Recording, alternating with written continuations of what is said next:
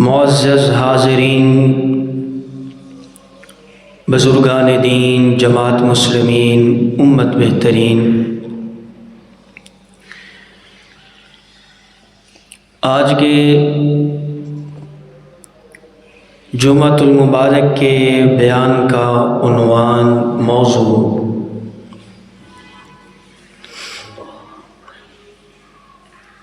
ایک مومن مسلمان مرد بطور خاوند اس پر بیوی کے کیا حقوق ہیں۔ آپ حضرات کے سامنے قرآن و سنت کی روشنی میں چند معروضات پیش کروں گا۔ دعا ہے کہ اللہ رب العالمین ہم سب کو اپنی عبادت سرکار دو عالم صلی اللہ علیہ وسلم کی اطاعت، قرآن کی ہدایت، صحابہ اور اہل بیت کی عقیدت، محبت اور جن کے والدین زندہ ہیں ان کی خدمت کرنے کی توفیق عطا فرمائے۔ آج کل شادیوں کا سیزن ہے تو میں نے سوچا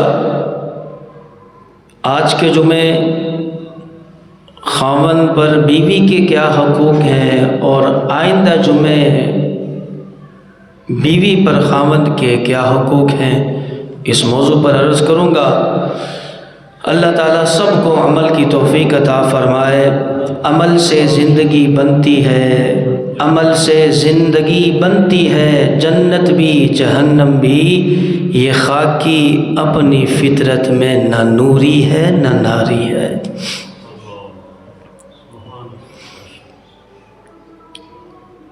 اسلام نے مومن مسلمان خاوند پر کیا کیا ذمہ داریاں ڈالی ہیں، اسے کیا کرنا ہے کیا نہیں کرنا، سب کچھ میرے آقا صلی اللہ علیہ وسلم نے اپنی حیات طیبہ کے اندر امت کو یہ سمجھا دیا، اس کا سبق دے دیا۔ ایک مسلمان مرد کے لیے اپنے لیے عورت کا انتخاب کیسے کرنا ہے، یا ایک باپ ہونے کی حیثیت سے نوجوان اولاد کے لیے عورت کا انتخاب کیسے کرنا ہے، اس کے لیے میرے آقا صلی اللہ علیہ وسلم نے فرمایا عورت کے انتخاب کے وقت 4 چیزیں تمہارے سامنے آئیں گی۔ نمبر 1، اس کا مال، دولت، حسن و جمال، حسب نسب، خاندان۔ نمبر 4، دینداری۔ یا رسول اللہ صلی اللہ علیہ وسلم اب امت کے لیے کیا حکم ہے؟ پیارے آقا صلی اللہ علیہ وسلم نے فرمایا اس کے مال کی طرف نہیں دیکھنا کہ اس کے ماں باپ کے پاس بڑی دولت ہے، بڑا بینک بیلنس ہے، بڑی جائیداد ہے، یہ مال آج ہے کل ختم ہو جائے گا۔ اگر مال کو دیکھ کر تعلق بنایا، رشتہ داری کی، جب مال ختم ہو جائے گا محبت کے اندر علالت آ جائے گی، یہ تعلق بھی ختم ہو جائے گا۔ دوسری چیز حضور نے فرمایا عورت کے حسن و جمال کو دیکھنا بھی نہیں، اس بنیاد پر نکاح نہیں کرنا۔ آج حسن ہے، جمال ہے، کل ختم ہو جائے گا، رشتے کے اندر علالت آ جائے گی، محبت ختم ہو جائے گی۔ تیسری چیز فرمایا اس کے حسب نسب کی طرف نہیں دیکھنا کہ اس کا خاندان بڑا اونچا ہے، اس کا باپ MNA ہے، MP ہے، وزیر ہے، اپنے علاقے کا چودھری ہے۔ آج چودراہٹ ہے، کل ختم ہو جائے گی، رشتے کے اندر علالت آ جائے گی، محبت ختم ہو جائے گی۔ میرے آقا علیہ السلام نے فرمایا او میرے امتیوں، عورت کی دینداری دیکھ کر اس کے ساتھ نکاح کر لینا، اللہ ساری زندگی اسی میں ہی برکتیں عطا فرما دے گا۔ لیکن آج کے نوجوان کا انتخاب بدل گیا۔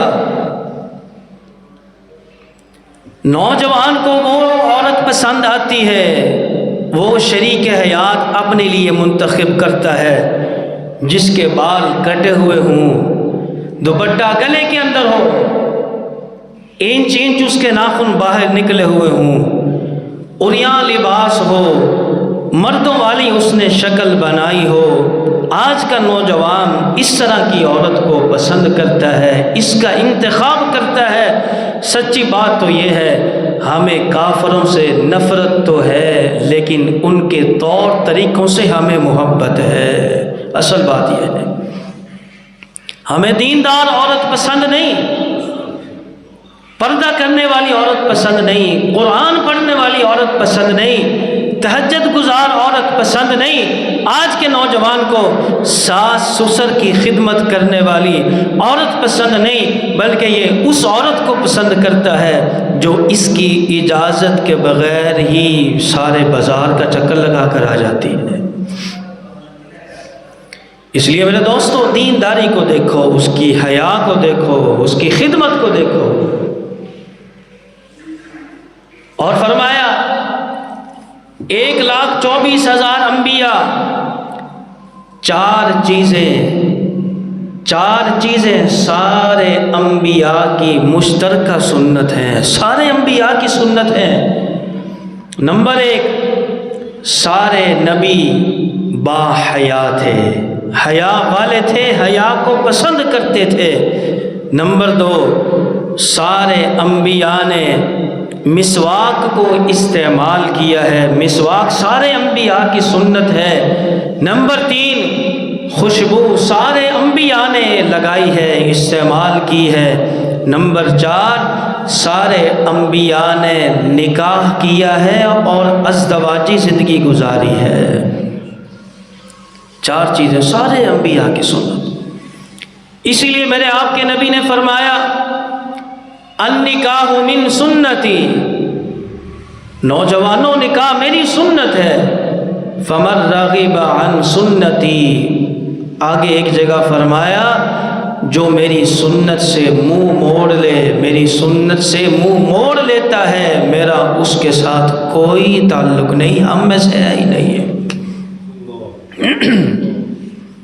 آج اصلاحی گلاں چار کر لی ہے، معاشرے جو اصلاح دی بھی ضرورت ہے۔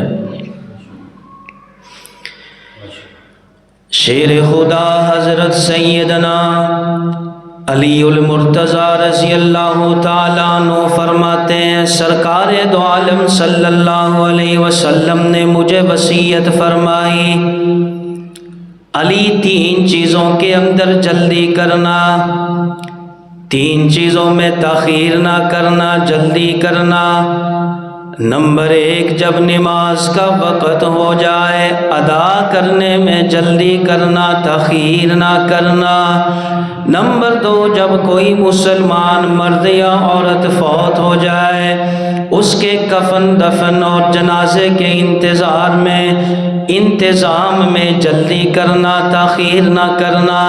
نمبر 3، میرے آقا نے فرمایا علی جب بچہ بچی جوان ہو جائے ان کے جوڑ کا مناسب رشتہ تلاش کر کے نکاح کرنے میں جلدی کرنا، تاخیر نہ کرنا۔ اوہ سبحان اللہ۔ اور فرمایا جس بندے کو 5 چیزیں مل جائیں بندہ بڑا خوش نصیب ہے، بڑا مقدر والا ہے، بڑا قسمت والا ہے۔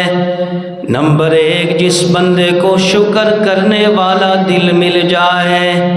نمبر 2، ذکر کرنے والی زبان مل جائے۔ نمبر 3، فرمایا مضبوط مشقت اٹھانے والا بدن مل جائے، صحت تندرستی والا بدن مل جائے۔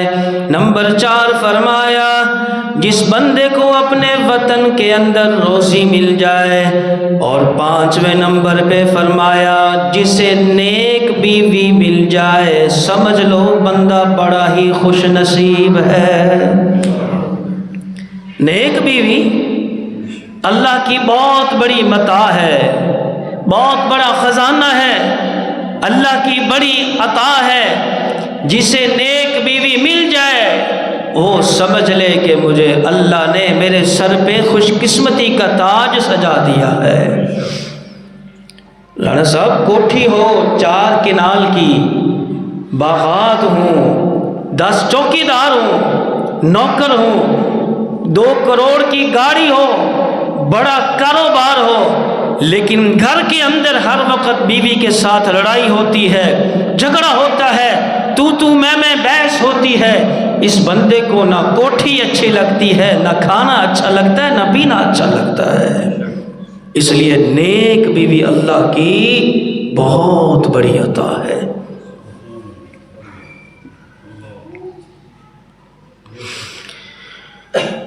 جنہوں نے مل گئی ہے شکر ادا کرو، شکر کرنے پہ بھی جنت ہے، تے باقی صبر کرو، صبر پہ بھی جنت ملتی۔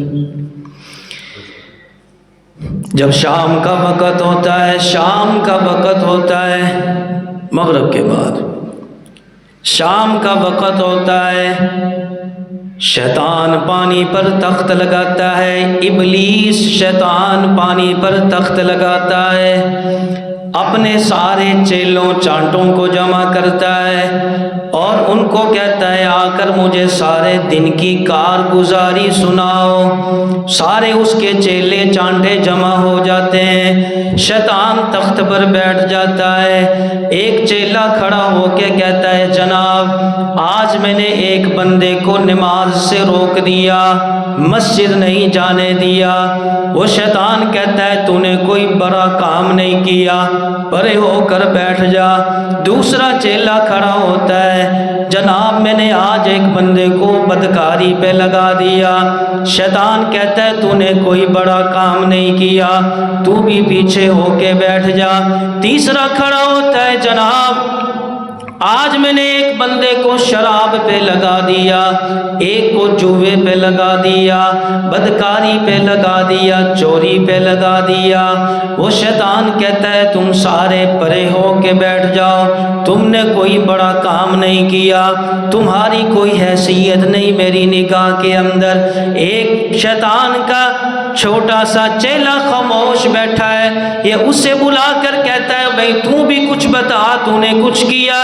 انہوں نے کہا جناب ایک چھوٹا سا کام کر کے آیا ہوں، تو نے کیا کیا ہے؟ شیطان کو کہتا ہے میں نے آج میاں بیوی کے درمیان لڑائی کروائی ہے، میاں بیوی کو لڑوا کر آیا ہوں۔ وہ شیطان اسے کہتا ہے کھڑا ہو جا، وہ اسے اپنے ساتھ سینے سے لگاتا ہے، اس کی پیشانی کو چومتا ہے اور اپنے ساتھ تخت پر بٹھا کر کہتا ہے میرا اصل خلیفہ تو ہے یہ تو ہے۔ تو نے 2 کی لڑائی نہیں 200 کی لڑائی کروائی ہے، 2 گھروں کی لڑائی نہیں 20 گھروں کو لڑوایا ہے۔ جب میاں بیوی لڑتے ہیں 100 افراد ادھر 100 ادھر ہو جاتے ہیں، 10 گھر ادھر 10 گھر ادھر ہو جاتے ہیں، یہ 2 کی نہیں 200 کی لڑائی کروا کے آیا ہے۔ لوگوں کے درمیان اتنی نفرت ہو جاتی ہے، اتنی لڑائی بڑھ جاتی ہے کہ لوگ ساری زندگی ایک دوسرے کا چہرہ دیکھنا تو دور کی بات ہے، مرنے کے بعد جنازہ بھی پڑھنے نہیں جاتے۔ اس لیے شیطان خوش ہے تو نے 2 کو نہیں کتنوں کو لڑایا ہے؟ 200 کو لڑا کے۔ کیا سمجھ آ رہی کہ نہیں آ رہی؟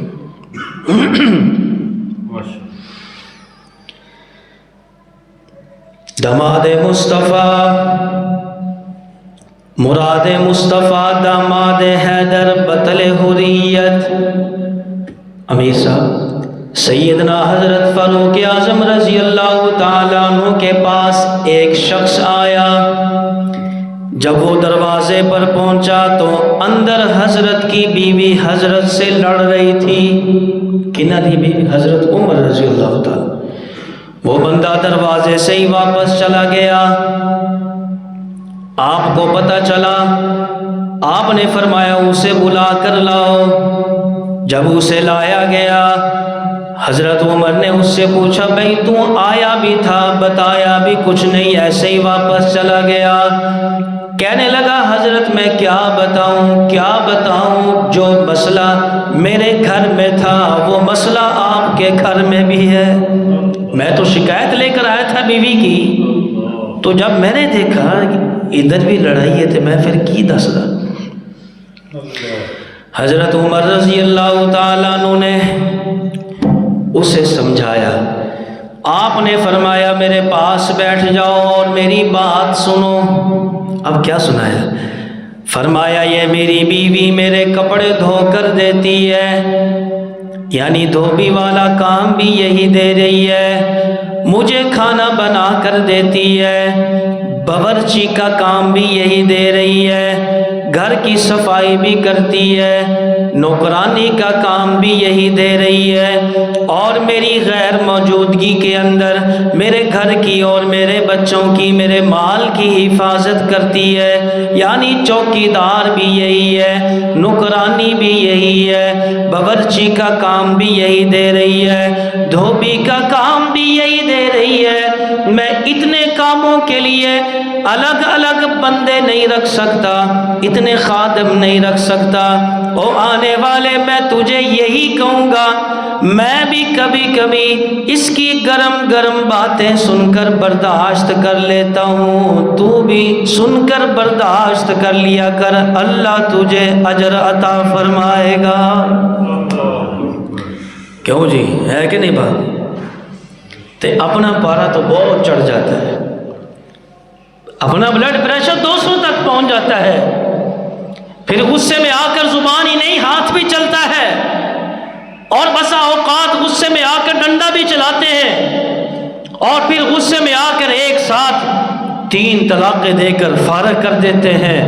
پھر جب ہوش آتا ہے کبھی ادھر جا، کبھی اس مولوی صاحب کے پاس، کبھی اس مفتی صاحب کے پاس، مفتی صاحب کوئی رحم کرو، کوئی راستہ نکالو، میرے 4 بچے ہیں ان کا کیا بنے گا؟ اللہ دی قسم ہے میں غصے چوا کے انہوں طلاق دے بیٹھے ہاں، اور تو محبت چوا کے انہوں طلاق دینی سی؟ اللہ دے بندے تو غصے چ نہیں آنا سی، تو مرد ہے، تیرا حق بنتا ہے، تو طاقت والا ہے، تو مضبوط ہے، تیرا حق بنتا ہے، تو اس کی جلی کٹی کبھی کبھار سن بھی لیا کر، برداشت بھی کر لیا کر، آخر تو مرد ہے۔ حضرت عمر نے حق بتا نہیں دیا حل؟ بولو نا، حضرت عمر نے کتنا پیارا حل بتا دیا۔ آج تسی سارے پریشان ہو گئے ہو، کوئی نہیں، اگلے جمعے تھوڑے حقوق بیان کر دوں گے، پھر تو سبحان اللہ کہو گے۔ ایک اللہ والے تھے، ایک بزرگ، ان کی بیوی نافرمان تھی، بد زبان تھی۔ مریدوں نے کہا حضرت اسے فارغ کر دو، طلاق دے دو، اللہ آپ کو کوئی اچھی بیوی عطا کر دے گا۔ تو اللہ علیہ فرمانے لگے نہیں میں اسے فارغ نہیں کرتا۔ کیوں؟ فرمایا میں اس لیے اسے فارغ نہیں کرتا، اگر اس کی کہیں دوسری شادی ہو گئی تو اس نے اس کو بھی ستانا ہے تو مجھے ہی ستا لیا کرے۔ بڑی بات ہے۔ حضرت پیر ذوالفقار نقشبندی صاحب کا نام سنا ہوگا آپ نے۔ حضرت پیر ذوالفقار نقشبندی صاحب کے جو پیر تھے حضرت خواجہ پیر غلام حبیب رحمت اللہ علیہ، چکوال والے، عمر رسیدہ ہو گئے، بڑی عمر کو پہنچ گئے۔ ایک دن ان کی اہلیہ ان کو وضو کروا رہی تھی، لوٹے سے پانی ڈال رہی تھی، اس نے پانی یہاں ڈالنا تھا، بازو دلواتے ہوئے پانی یہاں ڈالنا ہے، پانی ادھر گر رہا ہے، آپ کو غصہ آیا، اسے ڈانٹا، پانی تو نے یہاں ڈالنا ہے تو ادھر گرا رہی ہے، اس نے ادھر ڈال دیا۔ آپ نے وضو کیا، مسجد میں چلے گئے، مسجد جا کر خیال آیا کہ میں تو اپنی اہلیہ کا دل دکھا کر آیا ہوں، اس کو ڈانٹ کر آیا ہوں، اس کا دل توڑ کر آیا ہوں، میں بیوی کو ناراض کر کے اللہ کو راضی کرنے آیا ہوں۔ فوراً واپس گھر گئے، اہلیہ سے جا کر معذرت کی، پھر دوبارہ مسجد کے اندر آئے۔ آج کے نوجوان ذرا دیکھ حضور کی سیرت کیا ہے. میرے آقا نے تجھے سمجھا دیا کہ وہ تیری بیوی ہے، تیری عزت ہے، تیرے گھر کی ملکہ ہے، وہ تیری نوکرانی نہیں، تیری ملازمہ نہیں، تیری جوتی نہیں، بلکہ وہ تیرے گھر کی ملکہ ہے. تو کبھی اس پر زبان چلاتا ہے، کبھی ہاتھ اٹھاتا ہے، کبھی اس کے ماں باپ کو گالیاں دیتا ہے، کبھی اس کو بہن بھائیوں کو تو تانے مارتا ہے، تو اس کا دل دکھاتا ہے، پھر جا کے مسجد میں اللہ اللہ بھی کرتا ہے. اس لیے فرمایا اور مسجد ڈھا دے، مندر ڈھا دے، مسجد ڈھا دے، مندر ڈھا دے، جو کچھ ڈھہندا ہے ڈھا دے، لیکن کسی بندے دا دل نہ ڈھاوی، کیوں؟ رب دلاں وچ رہندا ہے. وہ گل سمجھ بھی آ رہی کہ نہیں آ رہی؟ یہ بھی ایسے سیکھنا ہے. اچھا بس اوقات ایسے ہوتا ہے بیوی نافرمان ہو جاتی ہے، ہوتی ہے، بس زبان ہو گئی، اپنے کام سے ہٹ گئی، اس کا حل بھی قرآن نے بتا دیا.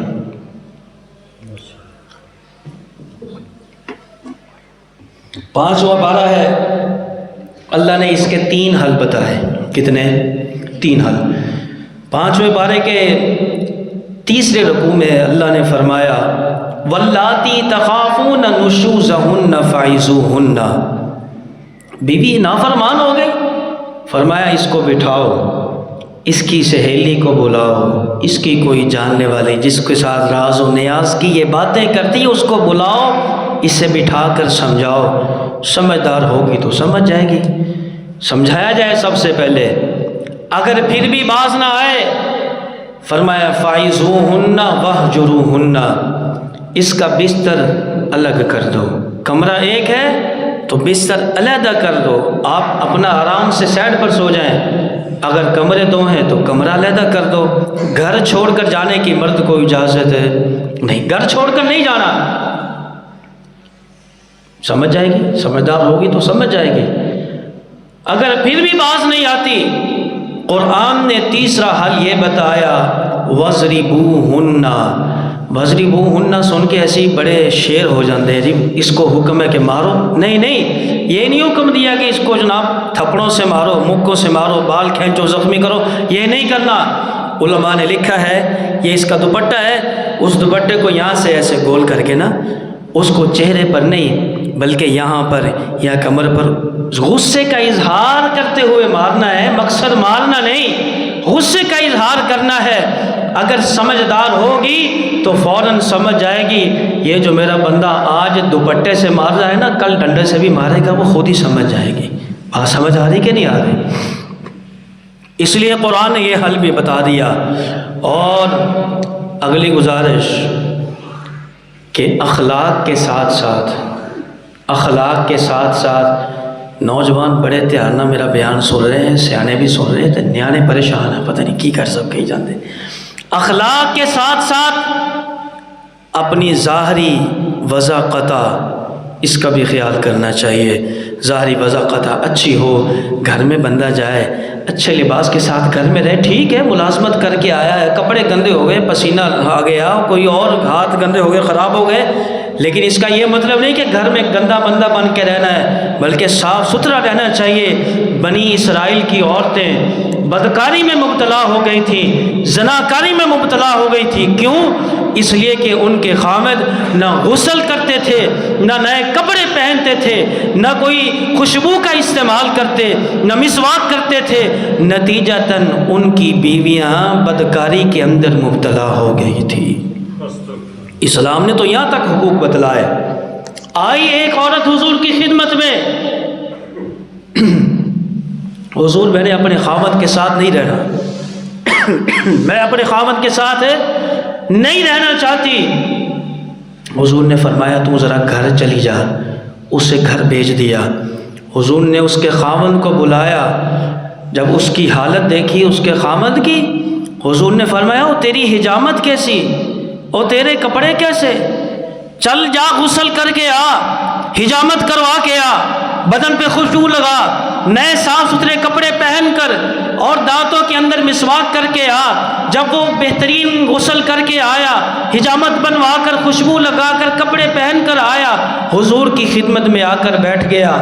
اب حضور نے اس کی بیوی کو بلوایا، فرمایا اب بتاؤ کیا کہنا چاہتی ہو؟